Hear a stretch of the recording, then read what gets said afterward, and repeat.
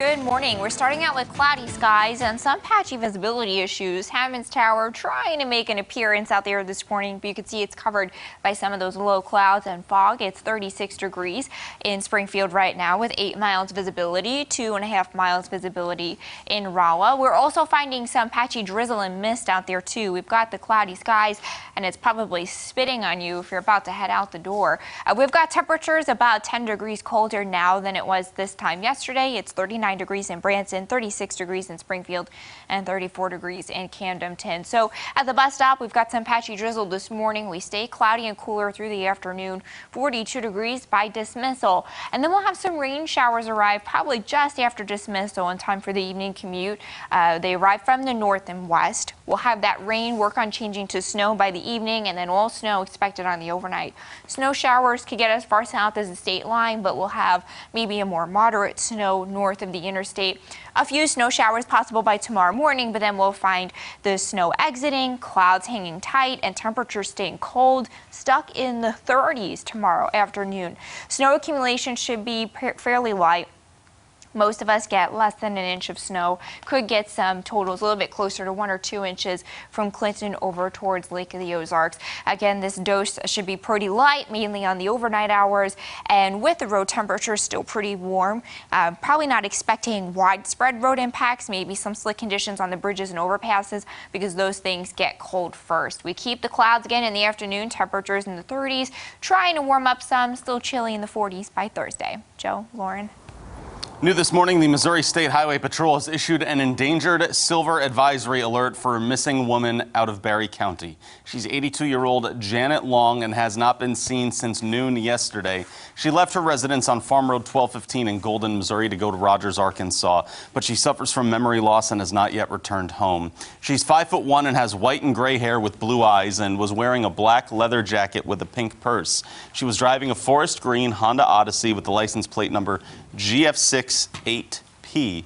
If you've seen her or the vehicle or have any info, please contact authorities. We have breaking news from overnight. Police confirm a woman has died in a shooting at a community center in a St. Louis suburb. It happened at the Maryland Heights Community Center, and according to officials, the woman was shot and killed near the front desk at the facility. Investigators say the officer confronted the gunman and they exchanged gunfire. The suspect was shot before being taken into custody. Continuing to look around the region now, state leaders stopped in Van Buren, Arkansas yesterday to figure out how to better take on the issue of veteran suicides, because in Arkansas, veteran suicides are 3 times the national average. The House Committee on Aging, Children and Youth, Senate, state agencies, and Legislative and Military Affairs were holding hearings in Arkansas to figure out how to better support those troops when they come home. State Senator and vet Trent Garner says he passed a bill last year to put together this study. We're facing this issue head on to make sure our veterans who come home are taken care of, because that's a family member, that's a member of a church, that's a community member, that's somebody working at the local store. These are people we need in Arkansas. Garner says he hopes these meetings will create a clear path of how to help veterans. The study is expected to finish in November, which will be put to use for bills to be proposed in 2021. Bringing crime into focus, the trial for a Rogersville man accused of fatally shooting his daughter's boyfriend in 2017 is scheduled to begin today.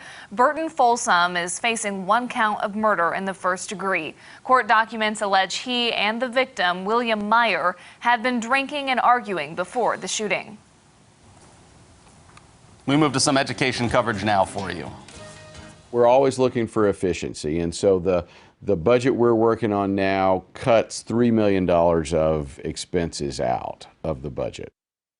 Advocating for more state funding and figuring out how much tuition they're going to get, Missouri State University is starting to plan for its budget for the next school year. 97% of MSU's operating funds come from 2 sources, students and state appropriations. MSU President Cliff Smart says on the state side, the university starts planning using the governor's budget recommendation. All the 2- and 4-year schools are expected to receive the same funding as last year, which was $94 million for MSU. Smart says they're working to see if they can get some increase through the House Budget Committee. As for the student side, Smart says they're still gathering info with first-time freshmen, transfer students, and grad students, and things are especially uncertain with international students due to the coronavirus. For example, we've got about 100 students from one of our partner universities in China that want to start here in the fall. Can they get visas? Will they be able to travel? That's $1 million in revenue just from those 100 students. After the governor signs the state budget around May, when the university has a good idea of how many students are coming in, they'll present a draft budget to the board, get their input, then present a final budget the first week of June. In more local news, the deadline to file your personal property taxes in Greene County has been pushed back to April 1st. The assessor's office has been working through issues with its online filing system and say it is now fully operational, but because of the delays, the deadline was extended. If you're registered to vote in Greene County, absentee voting starts today for the April 7th general election. The ballots are available in the clerk's office until the day before.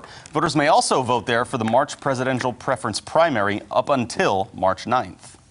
A quick traffic alert. A portion of Traffic Way in Springfield will be closed for the rest of the work week due to construction on East St. Louis.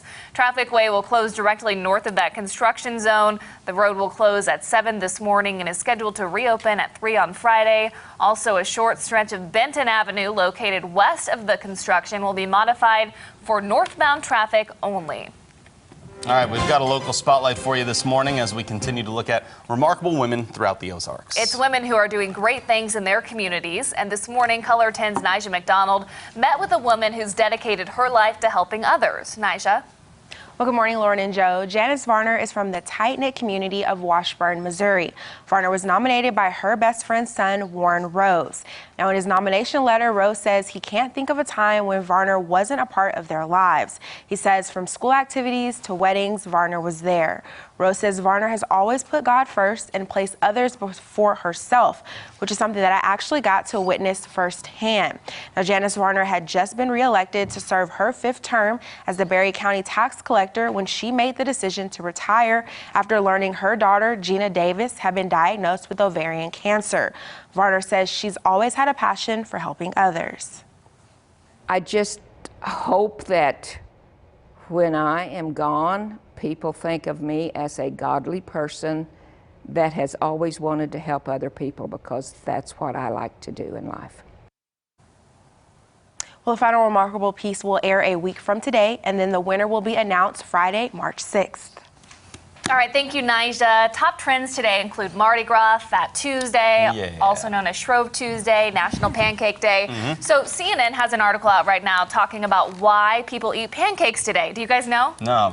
Okay, so according to, who was it? I want to get this right. It was Pope St. Gregory he was the first one to prohibit Christians from eating meat and animal products on this day. Really? Yes, and told the founder of the Christian church in southern England to enforce those fasting rules there. So Christians made pancakes to use up their eggs, milk, and butter so that they wouldn't go to waste. Oh, just to because technically you're not supposed to eat that for Lent. Those expire, yeah. So when the tradition spread throughout Europe, people in France followed the trend. In France, they made waffles, crepes, and king cake, also from the same ingredients, called it Mardi Gras, and the English very eloquently named it Pancake Day. I mean, I don't blame them for it, right? Yeah. Not bad. Very cool. Yeah. We've got a local celebration of Pancake Day. I don't know if you guys knew, Joy Robertson is getting locked up for the Miracle Network today at IHOP for National Pancake Day from 7 to 7, and the proceeds go to the Children's Miracle Network. I think you can donate online. If you go to her Twitter and Facebook, she has a link, and that can help get her out of jail. Yeah. If you donate, she doesn't have to spend time in the slammer. Right, right. All right. And it will go to a good cause. They only feed pancakes in that jail, right?